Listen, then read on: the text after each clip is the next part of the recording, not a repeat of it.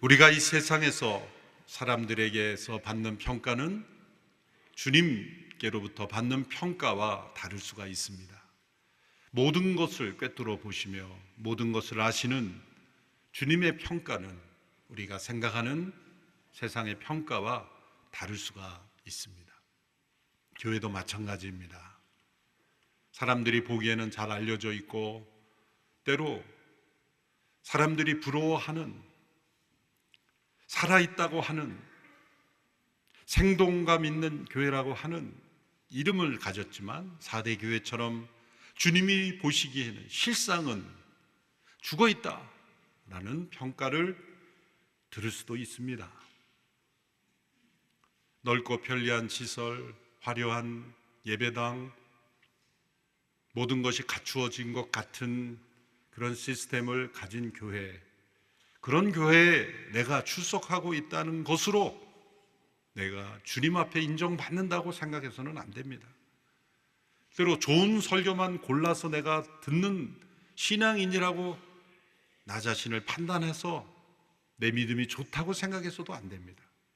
심지어는 내 생각이 옳은 생각으로 가득 차 있다고 해서도 주님이 나를 정말 좋은 신앙이라 그렇게 평가할 수는 없습니다. 우리 주님이 보시는 평가는 우리의 평가와 다를 수 있습니다. 그래서 지난주에 들었던 사대교회 주신 주님의 말씀은 우리에게 매우 두렵고 떨리는 주의 음성입니다. 오늘 주시는 빌라델피아 교회에 주시는 말씀도 마찬가지입니다. 사람들이 보기에는 힘이 약한 교회라 그렇게 사람들은 여겼던 교회, 그래서 때로는 마음으로 무시하는 그런 교회였을지 모르지만 주님이 보실 때에는 칭찬받는 교회예요. 주님이 기뻐하시는 그런 교회였습니다. 사랑하는 온누리교회 성도 여러분, 우리 교회는 많은 성도들이 모인 교회가 되었습니다. 혹 온누리교회 성도 가운데 지역의 작은 교회들, 개척교회들, 미자립교회들을 보면서 혹 무시하는 마음이 든다면 그것은 매우 무서운 죄를 짓는 것입니다. 주님이 보실 때에는 교회의 크기, 교회의 명성, 교회의 영향력과 상관없이 주님은 다른 평가를 하실 수 있다는 것을 우리는 늘 겸손한 마음으로 주님 앞에 서야 합니다. 빌라델피아 교회는 소아시아 7교회 중에서 책망받지 않고 칭찬만 들었던 두 교회 중 하나입니다. 소모나 교회와 빌라델피아 교회입니다. 빌라델피아 교회가 비록 적은 능력을 가진 교회였지만 그러나 주님 보실 때는 참으로 주의 마음에 합당한 교회였다는 것입니다. 빌라델피아라는 이 지역은 소아시아 7교회 중에서 4대로부터 약 48km 동쪽으로 떨어진 지역이죠. 지도를 통해 보시면 4대와 가까이 있습니다.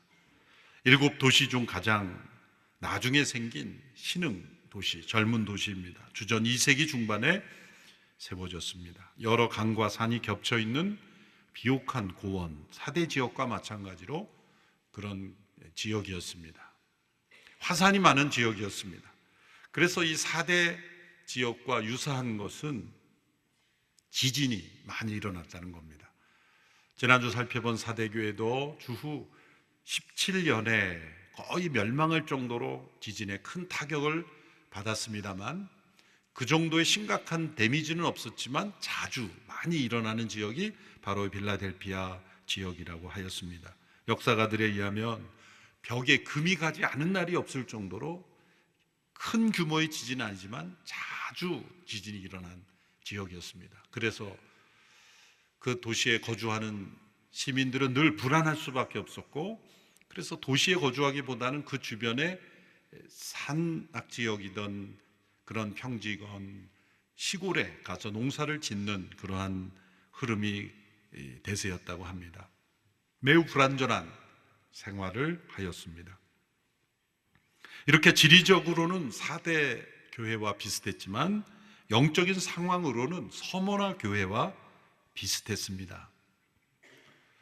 똑같이 칭찬만 받았던 서머나 교회에 가해졌던 핍박을 우리가 기억을 되살려 보면 2장 9절에 보면 유대 사람들, 유대인 공동체로부터 어떤 핍박을 받았다는 말씀이 나오죠. 2장 9절 후반부의 말씀을 보시면 또 내가 자칭 유대 사람이라 하는 사람들의 모욕도 알지만 실은 그들이 유대 사람들이 아니라 사탄의 집단이다. 유대 사람들이 아니라, 그것은 다른 나라 민족이라는 뜻이 아니라 유대 사람들인데 실상은 그 이면에 사단이 역사하는 통로가 되는 집단이라는 뜻입니다. 왜 유대인들의 집단이 그렇게 되었을까요? 그것은 소아시아 지역에도 유대인 디아스포라들이 흩어져 있는데 그들은 흩어질 때마다 회당을 지어서 커뮤니티를 이루었습니다. 오늘날에도 전 세계에 흩어진 유대인 커뮤니티는 역사가 매우 오래되었다는 것을 우리가 알 수가 있죠. 소아시아에 얼마나 많은 유대인들이 퍼져 있는지는 정확하게 알 수 없지만 분명한 것은 이 언급된 것으로 봐서 유대인들의 회당이 있었고 공동체가 있었다는 것이죠. 그런데 그 유대인의 회당에 있는 공동체가 예수님 믿는 사람들을 핍박했다는 겁니다.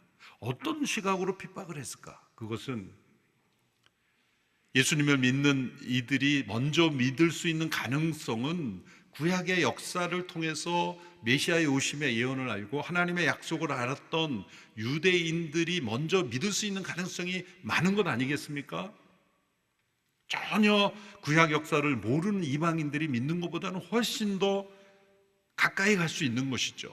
심지어 하나님을 모르던 이들도, 이방인들도 구약 율법을 배우려고 유대인의 회당에 오면서 하나님을 경외하는 그런 사람, God fearer라고 부르는 사람들도 나타났으니까요. 그런데 그래서 예수님을 믿는 사람들이 그 유대인의 회당을 중심으로 생활했을 가능성이 높습니다. 사도 바울도 가는 곳마다 먼저 이방 지역이었지만 유대인의 회당을 먼저 찾았습니다.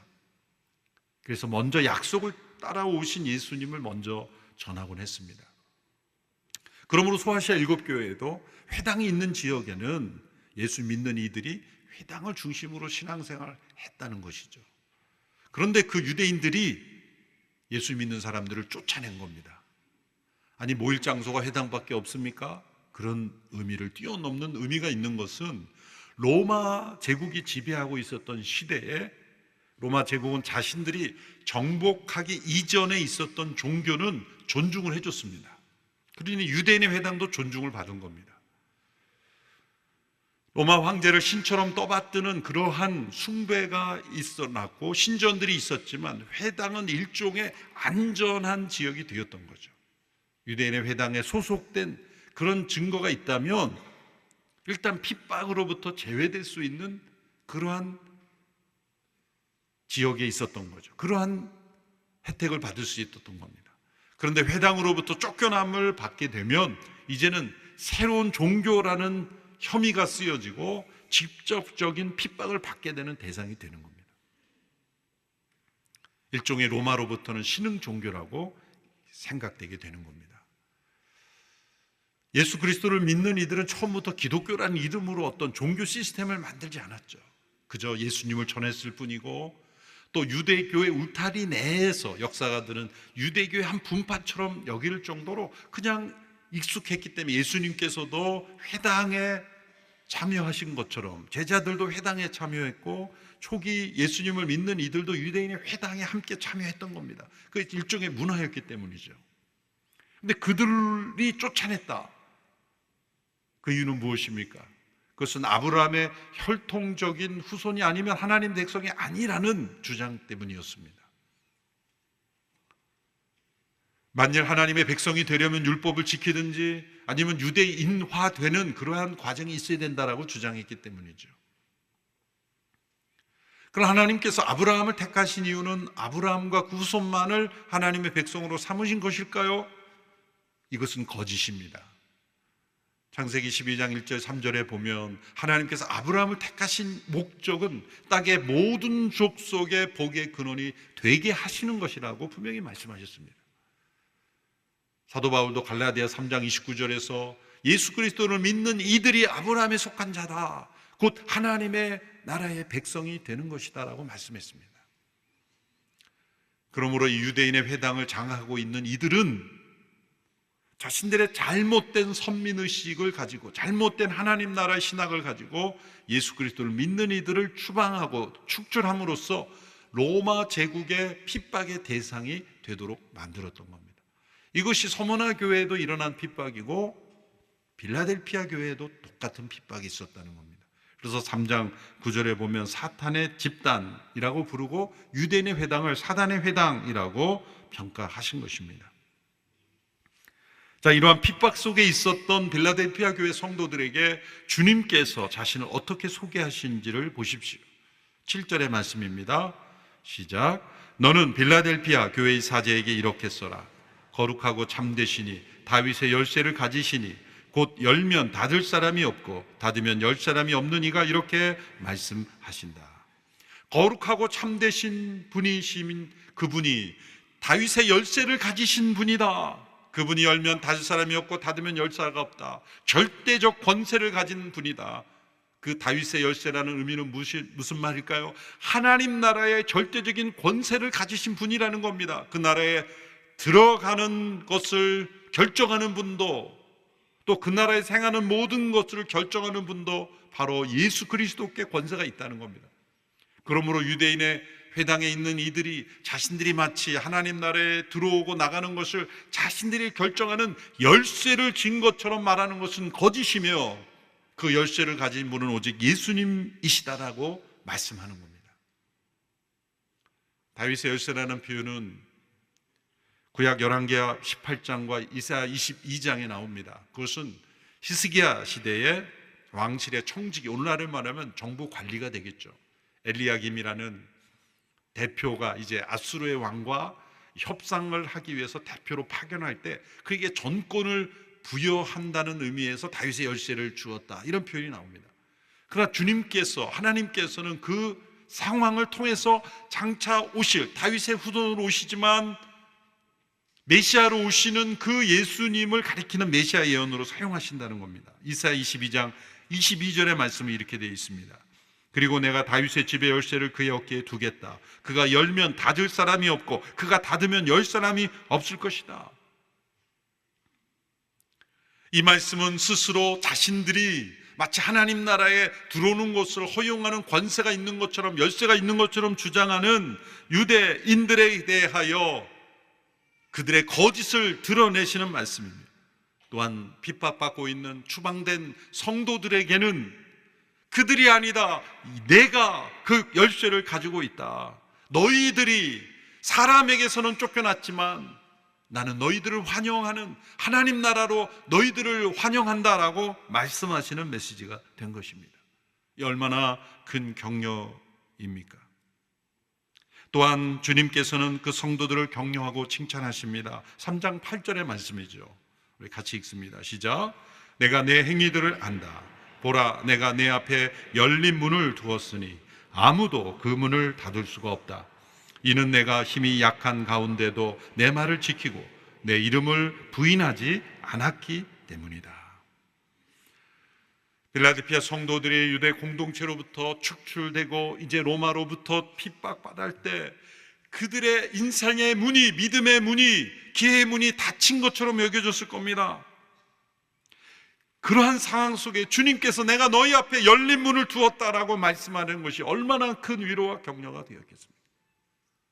너희들의 사회로부터 받는 모든 상황 속에서 너희들의 문이 닫힌 것처럼 여기지만 내가 너희에게 열린 문을 주었다 라고 말씀하십니다.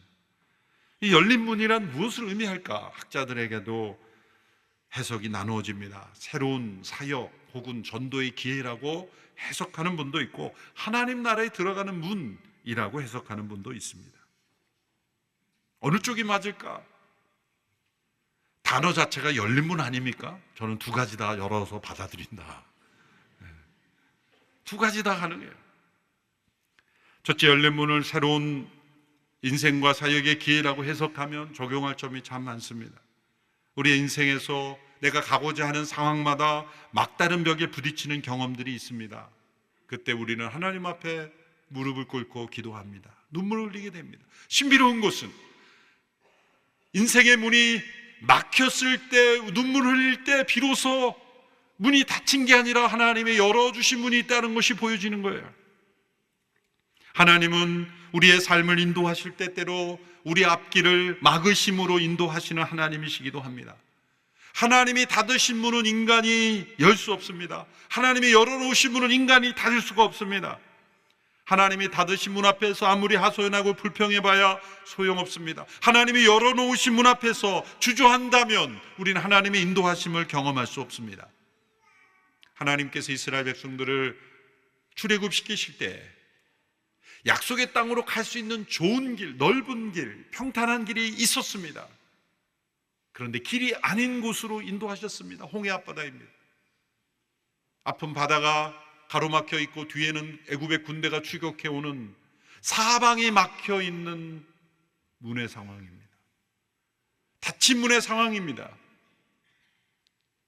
그런 하나님이 인도하신 길입니다. 하나님은 그때 닫힌 문과 같았던 홍해를 가르심으로 열린 문이 되게 하시는 하나님이세요.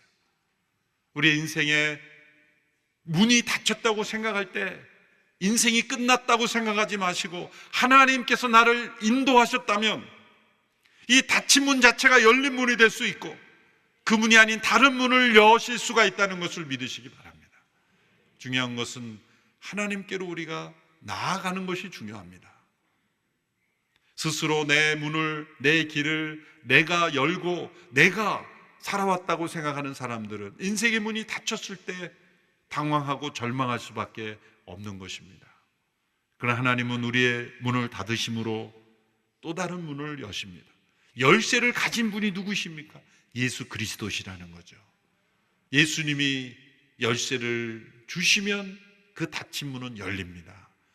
그러나 예수님이 열어주시지 않으면 아무리 열린 것 같아도 그 문은 닫히는 것입니다. 또한 하나님께서 문을 열어주시지 않으면, 주님께서 문을 열어주시지 않은데 그 문으로 들어가려고 무모하게 두들겨서도 안 됩니다. 주님이 열어주실 때까지 기다려야 됩니다. 그러나 열어주셨는데도 들어가지 않으면 우리의 책임이죠. 우리에게 주어진 전도의 기회, 사역의 기회, 섬김의 기회, 주님이 열어주신 문으로 들어가야 합니다. 우리나라에 온 많은 이주민들, 또 난민들, 주님께서 복음을 전할 수 있는 기회를 열어주셨고 문을 열어주셨는데도 우리가 그 문으로 들어가지 않으면 그건 우리의 책임이죠. 지난번에도 레바논의 난민촌 방문했을 때 시리아 난민들 전부 이슬람 교도로 뭉쳐진 공동체 리더가 되는 지도자가 저희에게 이렇게 말했어요. 무엇을 해도 좋으니 도와만 달라. 예배를 드리면 예배 드리겠다. 말씀을 가르치면 말씀을 배우겠다. 우리 어린아이들을 먹여만 준다면 뭐든지 다 받아들이겠다는 거예요. 난민이기 때문에 가능한 거예요. 하나님께서 이런 이주민 난민을 흩으심으로써 문을 열어주신 거죠. 그 열린 문으로 우리가 들어가야 합니다. 또한 열린 문을 하나님 나라의 문으로 해석하는 것도 중요한 의미이죠. 예수님은 당신을 구원의 문으로 말씀하셨어요. 열린 문은 구원의 문입니다. 요한복음 10장 9절의 말씀을 우리 함께 읽어보겠습니다. 9절 시작. 나는 문이다. 누구든지 나를 통해 들어오는 사람은 구원을 얻고 들어오고 나가면서 꼴을 얻을 것이다. 다윗의 열쇠를 가지신 예수님은 또한 구원의 문이십니다. 전 인류를 심판하시는 노아의 홍수 심판 때 구원의 방주 안에도 문이 하나입니다. 하나님의 성막, 하나님의 성전 다 문이 하나입니다.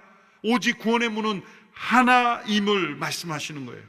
시편 118편 20절에 이는 여호와의 문이니 의인들이 그리로 들어갈 것이다 말씀하셨습니다.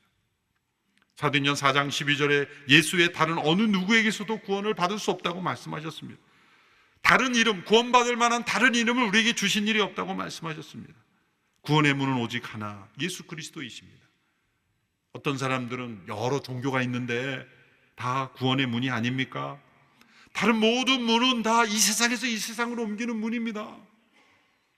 어느 누가 죽음 이후에 영원한 생명을 말했습니까? 어떤 종교 지도자가 부활을 약속했고 또한 부활을 증거했습니까? 모두 다 해 아래 새로운 것이 없는 것입니다. 유교에서 제사를 오래 지내는 것은 그저 이 세상을 떠나지 않기를 바라는 것뿐인 겁니다.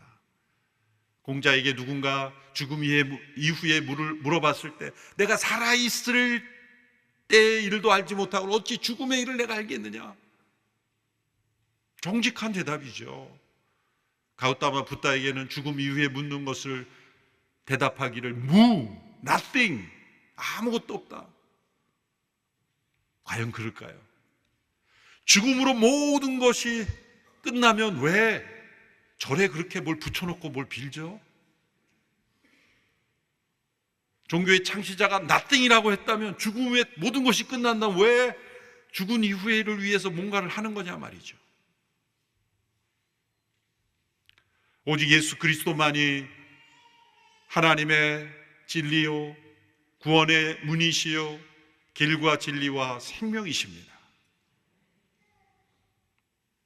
너무 배타적이지 않을까요? 그렇지 않습니다. 이 구원의 문은 활짝 열린 문이기 때문입니다. 요한복음 10장 9절에 보면 누구든지 나를 통해 들어오는 사람은 구원을 얻는다고 말씀해요. 누구든지. 얼마나 열려 계십니까? 얼마나 포용적입니까? 수고하고 무거운 짐진 자들아 다 내게로 오라. 내가 너희를 쉬게 하리라. 누가 이런 초청을 할 수 있습니까? 사람이 이런 말을 할 수 있을까요? 수고하고 무거운 짐자들아 다 내게로 오라. 그렇게 말씀하실 수 있는 분은 누굴까요? 저도 목회를 하면 할수록 이 말씀의 위대한 주님의 신성을 보게 됩니다. 우리 성도님들이 많은 수고하고 무거운 짐진 기도 부탁도 하고 이렇게 오지 않으세요? 그러면 목회자로서 최대한 기도해드리고 도와드리고 싶죠. 섬겨드려야 되죠. 그런데 모든 성도들이 다 가지고 오면 모든 성도들에게 수고하고 무거운 성도들 다 내게로 십자라고 말할 자신이 없어요. 감당할 수가 없는 거죠. 그러나 주님은 수고하고 무거운 짐진 자들아 다 내게로 오라. 여러분, 이 말씀이 얼마나 위대한 말씀입니까? 사람은 심지어 자기 가족의 문제, 친척의 문제도 계속 가져오면 힘들기 마련이에요. 몇 번은 도와줘도 친척의 문제가 계속 온다 그러면 마음이 부담이 되잖아요. 가까운 성도의 문제도 도와줄 수 있지만 계속 도와달라 그러면 그거 감당하기가 힘들잖아요. 우리 주님은 수고하고 무거운 짐진 다 내게로 가지고 오라. 이만큼 열려 계신 구원의 문이 어디에 있습니까? 그런데 이렇게 열린 문으로 사람들이 들어가지 않는 이유가 무엇일까요? 열린 문이 좁은 문이기 때문입니다. 마태복음 7장 13절 14절의 말씀을 보십시오. 같이 읽겠습니다. 시작. 좁은 문으로 들어가라. 멸망으로 인도하는 문은 크고 그 길은 넓어 그곳으로 들어가는 사람이 많다. 그러나 생명으로 인도하는 문은 좁고 그 길은 험해 그곳을 찾는 사람은 적다. 구원의 문은 활짝 열린 문이지만 좁은 문입니다. 왜냐하면 이 열린 문으로 들어갈 때 조건은 자기의 죄인됨을 인정해야 합니다. 자신은 십자가에 못 박혀 죽임당하신 예수님과 함께 죽어야 하는 존재임을 받아들여야 하기 때문입니다. 마음이 가난한 자가 되고 자기의 죄에 대해 애통해야 하기 때문입니다. 그래서 좁은 문입니다. 자기 십자가를 지고 자기를 부인하고 들어가야 하기 때문에 좁은 문입니다. 사람들은 자기를 부인하라고 하는 죄의 길보다는 자기를 인정해주고 자기의 감정에 충실하라고 하고 살고 싶은 대로 살라 그러고 또 너의 권리가 중요하다고 말하고 그리고 얽매이지 말라고 말하는 그런 세상의 넓은 길로 가는 걸 원하는 거예요. 넓은 문이 좋아하는 거예요. 그러나 여러분, 구원의 열린 문은 좁은 문입니다. 그래서 그 문이 활짝 열렸지만 사람들이 들어가려 하지 않는 거예요. 세상을 향하여 마음이 열릴수록 구원의 문은 좁게 보이기 때문이에요. 주님께서 빌라델피아 교회 앞에 열린 문을 주셨습니다. 그들을 구원하시고 그들이 세상에서는 버림받고 쫓겨나고 핍박당하지만 주님께서 그들을 사용하신다라는 문을 열어주셨다는 것, 그들에게 얼마나 큰 위로가 되었겠습니까? 사대교회처럼 그렇게 큰 교회, 영향력이 있는 교회는 아니었지만 작고 어쩌면 로마 사회의 낮은 신분 사회의 그런 계층이었을지도 모릅니다.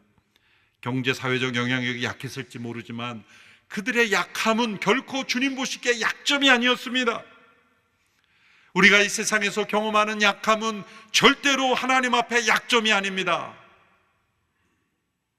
도리어 하나님의 능력과 은혜를 체험하는 강점이 될 수 있습니다.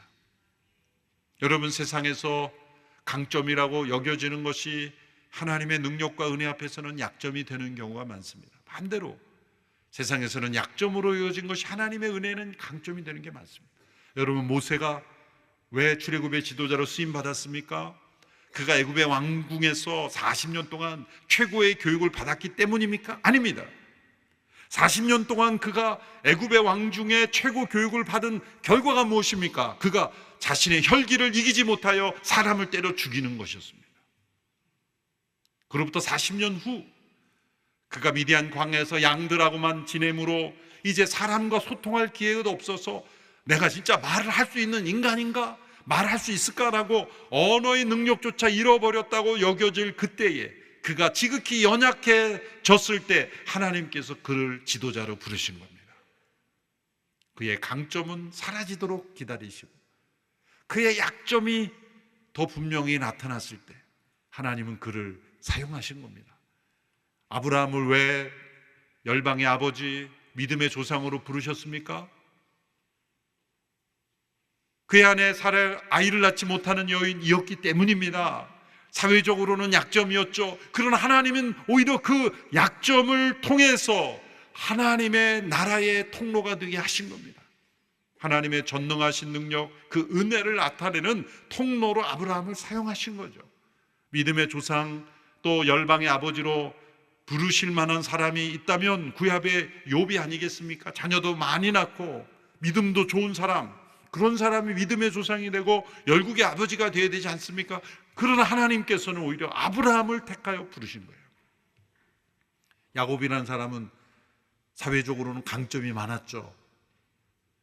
굉장히 머리가 좋은 사람입니다. 꾀가 많은 사람입니다. 아마 야곱이 이 시대에 태어나서 창업했으면 큰 그룹을 이끌고 남을 사람이었어요. 그런데 하나님께서는 그의 환도뼈를 위고시킴으로 그가 하나님 앞에 엎드리는 그런 체험을 주심으로써 그에게 은혜를 베푸신 거예요. 세상적인 관점이 하나님의 은혜와 능력을 체험하는 데는 오히려 약점이 되는 거예요. 나오미라는 여인은 남편과 함께 모압으로 이민을 갔습니다. 잘 살기 원해서 있겠죠. 베들레헴이 너무나 가난하고 힘들어서 잘 사는 그 당시에 강대국 모압으로 이민을 갔습니다. 거기서 남편과 두 아들이 죽습니다. 엄청난 상실을 겪습니다.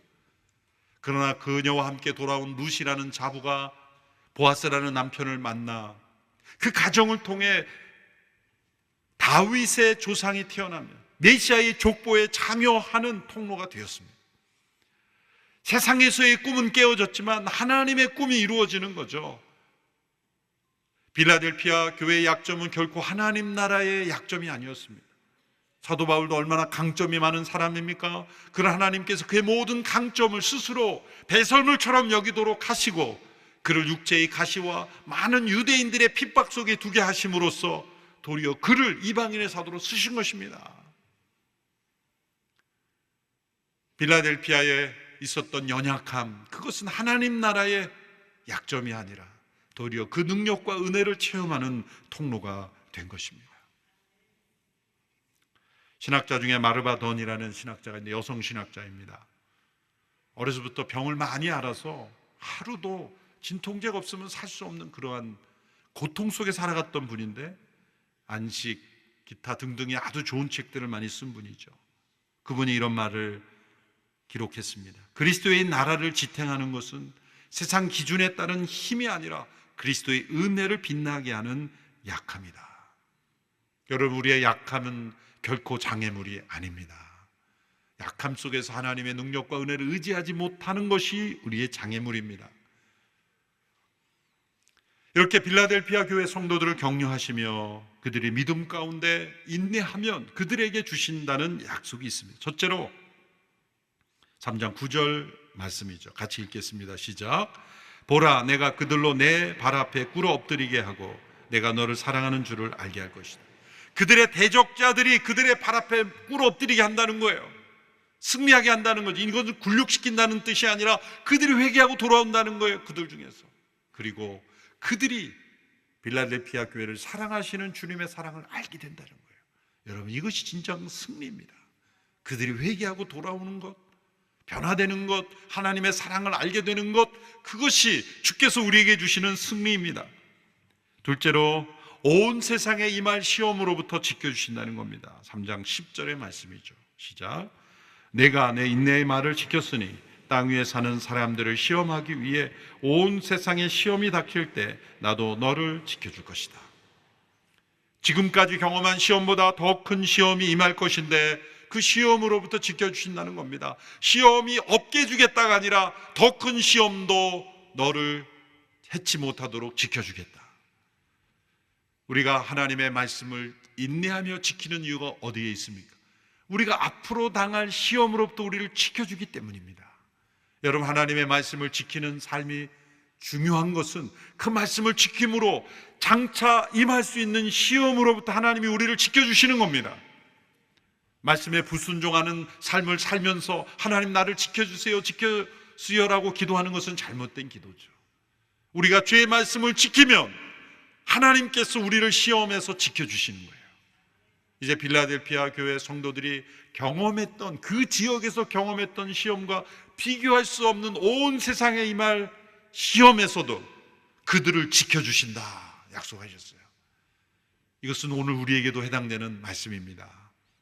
세 번째로 이기는 자들을 하나님의 성전에서 기둥을 삼으시고 그 기둥에 주의 이름을 기록해 주신다는 겁니다. 12절의 말씀 같이 읽습니다. 시작. 이기는 사람을 내가 내 하나님의 성전에서 기둥으로 삼을 것이니 그가 결코 다시는 성전을 떠나지 않을 것이며 내가 내 하나님의 이름과 내 하나님의 도성 곧 하늘에서 내 하나님께로부터 내려오는 새 예루살렘의 이름과 내 새 이름을 그 사람 위에 기록할 것이다. 지진의 충격으로 늘 마음 졸이며 불안정하게 살아가던 그들에게 결코 무너지지 않는 하나님의 성전에 기둥이 되게 하겠다, 성전을 떠받드는 기둥이 되게 하겠다는 말씀보다 더 좋은 상급이 있을까요?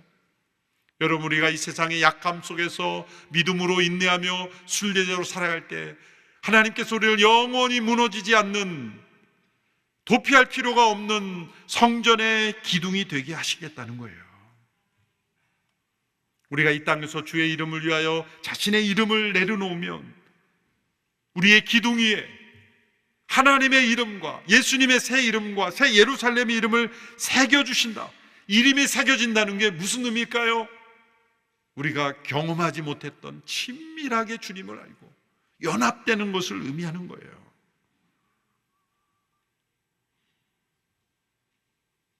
하나님과 예수 그리스도 그분이 나와 함께 연합되도록 우리를 초대하신 것, 그것이 얼마나 큰 상급이요 기쁨입니까? 이제 주님은 속히 오신다고 말씀하셨습니다. 그러므로 우리가 가진 것을 굳게 잡고 우리에게 허락된 면류관을 빼앗기지 말라고 말씀하셨습니다. 11절의 말씀이죠. 함께 읽습니다. 시작. 내가 속히 오리니 내가 가진 것을 굳게 잡아 아무도 빼앗지 못하게 한다. 주님은 속히 오신다고 말씀하셨습니까? 그러므로 우리가 주 예수의 오시옵소서 올해 표대로 그렇게 날마다 기도하는 것이 우리의 기쁨이 되어야 합니다. 주님이 속히 오신다는 것이 두려움의 말씀입니까? 아니면 기쁨의 말씀입니까? 우리의 약함은 결코 장애물이 되지 못합니다. 시험이 있는 것도 장애물이 되지 못합니다. 하나님의 능력을 의지하고 예수님의 다시 오심을 의지하지 않는 것, 바라보지 않는 것이 곧 믿음의 장애물입니다. 어떠한 시험도 주님 다시 오심을 사모하는 영혼들을 이길 수가 없습니다. 우리 모두는 예수님의 다시 오심을 소망하는 그 믿음으로 승리할 수 있음을 믿으시기를 바랍니다. 우리가 받은 믿음을 굳게 하여 승리의 면류관을 얻게 되는 우리 모든 성도들이 되기를 축원합니다. 기도하겠습니다. 하나님 아버지, 우리를 어린 양을 따르는 이들로 불러주시니 감사합니다.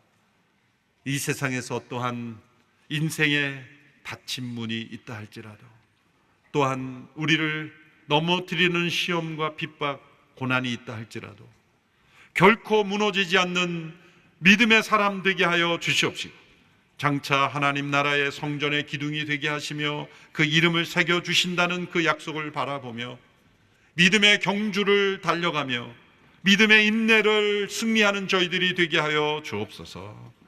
주님, 우리 모든 성도들 마음속에 주여 속히 오시옵소서 라고 간구하며 주님 다시 오심을 날마다 소망하며 간절히 바라는 믿음의 사람들이 되게 하여 주옵소서.